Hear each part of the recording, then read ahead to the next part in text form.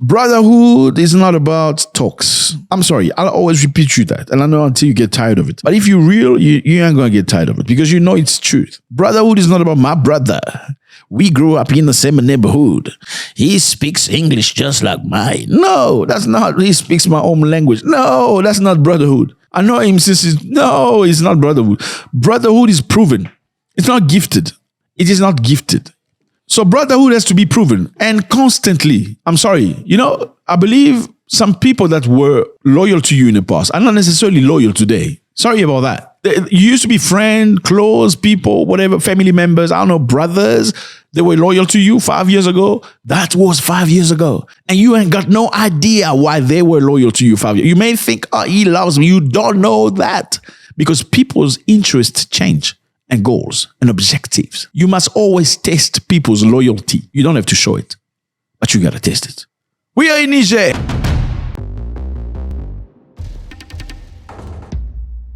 In Niger, they had visitors. Which visitors? The president of this country, Chad. He went to visit his big brother. Well, he's his big brother as per Africans, Went to see him to say hi. It's been a while. Hello, sir. How are you doing today?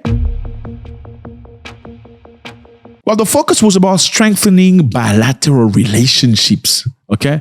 Provide opportunities for each other and explore several areas of improvement. Strengthening bilateral relationship, provide opportunity for each other. We are neighbors, let's not fight each other. And I hope that South African will go to Zimbabwe and have a talk so they can fix each other and bring the Nigerian together. No, forget about it.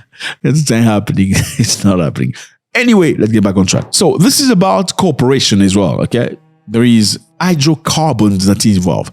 We're talking about energy, fuel. It's very much involved in the situation.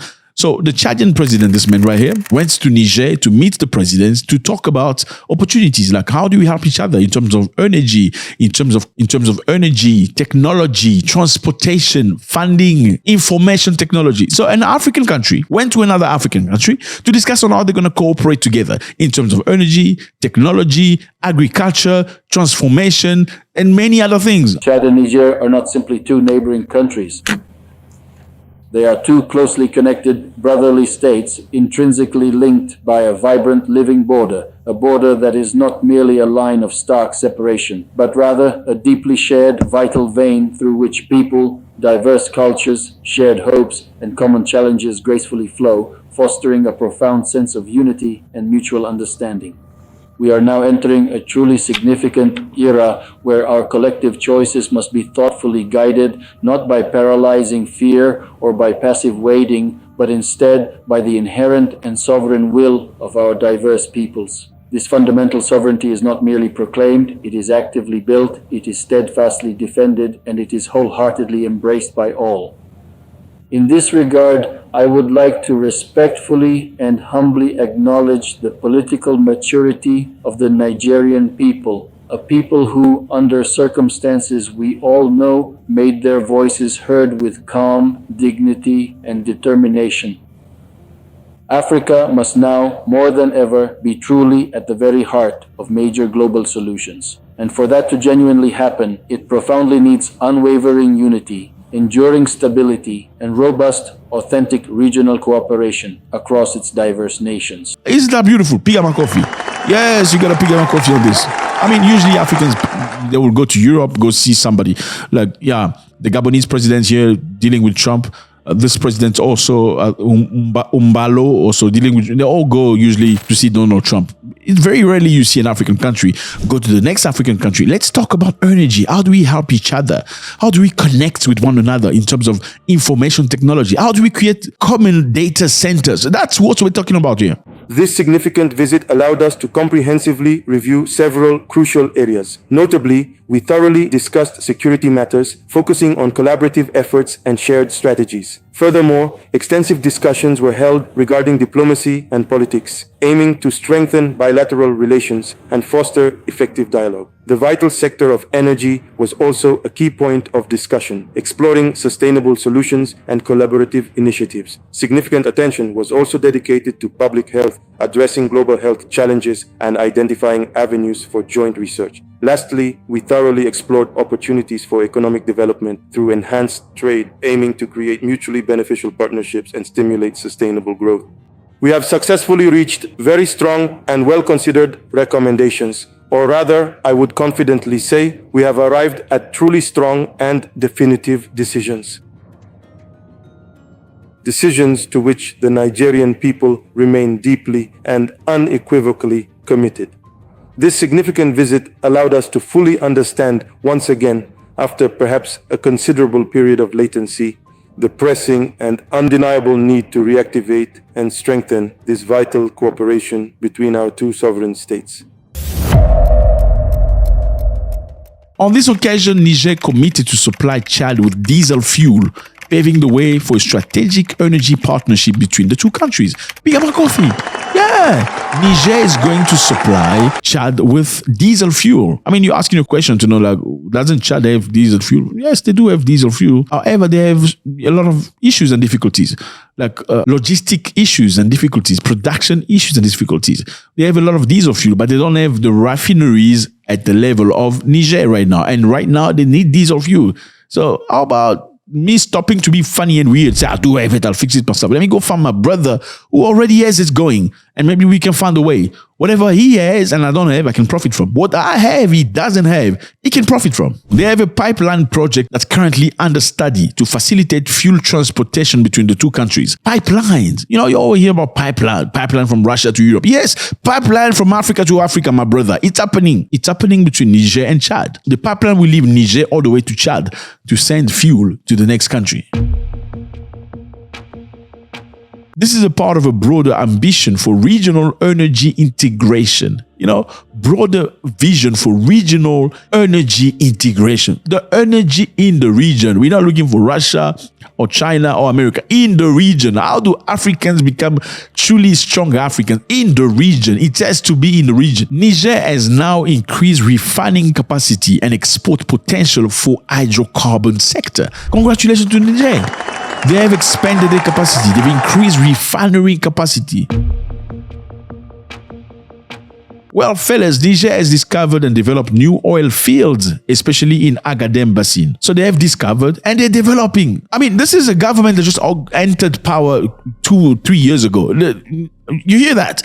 2 or 3 years ago, they enter power. Now they're creating, they're discovering oil. They're already planting things and it's already producing. You know what I'm saying? They have partnered with company like China National Petroleum Corporation to boost extraction. This is a big company from China helping Nigerian to boost extraction. Oh, I know you're very confused. There's Niger and Nigeria, 2 different countries, different mentalities as well. Niger is a French-speaking country. Why? Because they were colonized by the French. Nigeria is an English-speaking country. Why? Because they were colonized by the British. Now, that's a different subject. Let's focus on Niger today. So the result, the Niger cannot produce much more crude oil than before. Congratulations.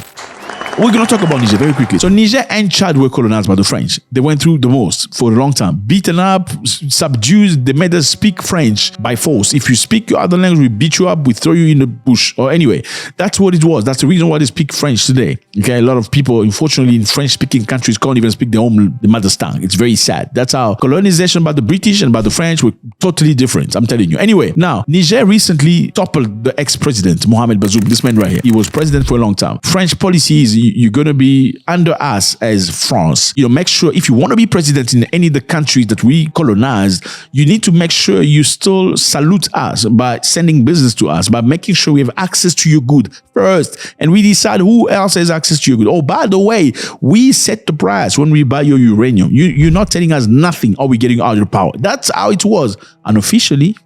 Now, this man here, Tiani, who's a general right now, they kicked out the ex-president, who's this man here, Mohamed Bazoum.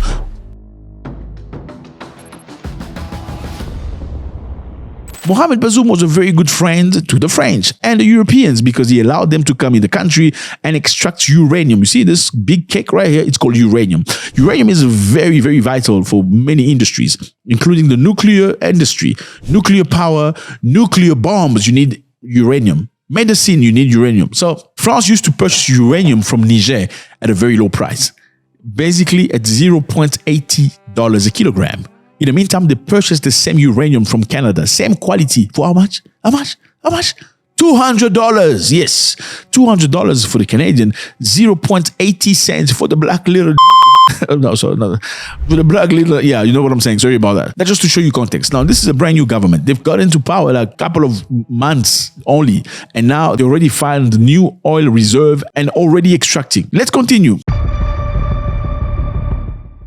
So Niger and Chad are also discussing about digital. It's not just oil, okay? They want to go digital. For example, both leaders welcome the completion of fiber optic interconnection and considering new projects such as sharing undersea cable and linking data centers. So congratulations. You know what that is. Optic cables, for fast internet. I know. For you, it's big in Africa right now. And they celebrated this. They're building infrastructure to be interconnected. It's a high-speed broadband link using fiber optic cables between Chad and Niger. The purpose is to improve internet connection, reduce costs, and enable faster communication across borders. Well, right now the interconnection is complete, forming part of a larger trans-Saharan optical cable backbone. So they're creating a brand new trans-Saharan optical cable backbone going 1,510 kilometers from Algeria to Chad and Niger. This is massive. Big my coffee. Yeah, Africans are moving forward. So Niger and Chad have also decided to share expertise in many areas: ICT, agriculture, petroleum, and stuff. It's like you're going to your neighbor, say, "Hey neighbor, how you doing, man? I have bananas, but you have nuts. How about you bring some of your nuts and my bananas, we can eat together." I know. Yeah, some people in Africa eat bananas and nut. In some areas of East Africa, they eat bananas and nut. Peanut. Yeah, yeah, crazy. Some people love it. Some people even eat avocado with what? Anyway, with cassava, avocado and cassava. It's crazy stuff. Anyway, you get the point. Let me go to my neighbor, okay? Let me go to my neighbor and have a discussion. Let's talk. Let's find a solution. We spoke about Niger. Let's speak about Chad. This is the president of Chad right now. His father used to be the president before him. Now, his father was very much pro-France. He was a person that France lacked very much. He did a lot of things that the people didn't want, but France wanted. So they never called him dictator or anything like that. The father died at war. He went to fight the rebels and terrorists, and he was shot and died. You're talking about leadership. This is leadership. Yeah, he not just sending your children to go die. He went himself, and he was unalived. Now, his son took power. They have the very same name, him and his son. The son took power, but he turned his direction away from colonialists. He kicked out the French. And asked American soldiers that was in Chad to leave the country as well. Very slowly, many people began thinking that he may join the IOS, which is Burkina Faso, Mali, and Niger. Well, he has not made it official, but you can see the direction he's going. Very slowly, getting attached, at least showing friendliness and signing deals with these countries. The direction he's going. He's clearly the type of people that don't necessarily decide immediately, because some people, when they decide, I'm done, I'm out, goodbye, I don't want nothing to do with you. Some people take time, to simmer down. Like Ibrahim Traoré, the Malian president, and Tiani, they said, we're done with you, bye-bye. Some people will take time, they will think thoroughly. Like Vladimir Putin, he doesn't act immediately, or else he would have bombed Ukraine with a nuclear bomb long time ago, once Ukraine was bombing Russia with drones. So some people are direct, some people take time. Can we say that this guy is one of those people that take time to decide? Now, the good news here, fellas, is very simple. It's good to see two African countries in real brotherhood come together, building each other, helping one another. You have this, I don't have it. Let me get it from you when you can get this from me. They're looking to build data centers interconnected. They're looking to build infrastructure which are ICT related, information technology. They're looking to build many things in terms of agriculture, energy, shape, oil, and many other things. It's amazing to see this from African countries. Let me know how you feel about this. How do you think the Zimbabweans and the South Africans can finally come together and have a deal to fix... I'm just kidding. Forget about that. God bless. Fellas, you need to subscribe. YouTube say a lot of you guys are not subscribed, but you watch videos. I appreciate you. We want you here. This is home. You want to know about the motherland. This is the right place you want to be. Trust me. Okay, other people will give you videos. You love it. But this kind of vibe, you ain't going to get it. I'm sorry. God bless.